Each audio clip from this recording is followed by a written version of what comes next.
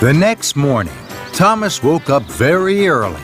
He felt very proud to be pulling the mail trucks.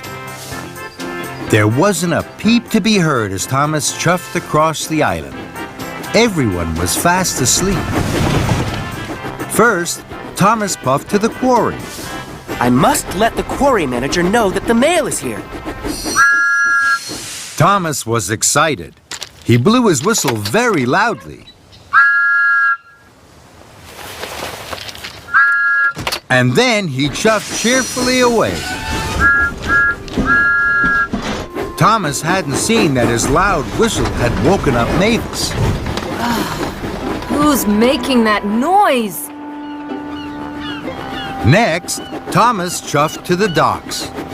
I must let the dock manager know that the mail is here. Thomas was excited. He blew his whistle even louder. And then he chuffed cheerfully away. What Thomas hadn't seen was that his good morning whistle had woken Cranky up. Who woke me up? This is fun!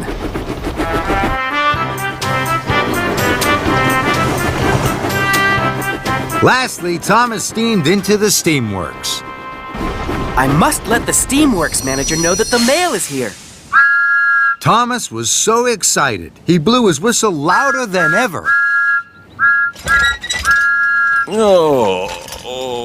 And then he huffed happily away.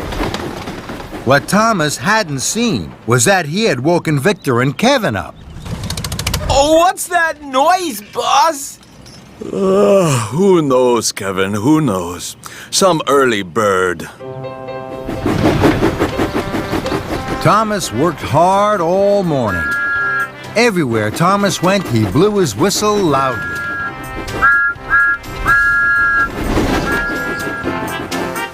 Delivering the mail is fun!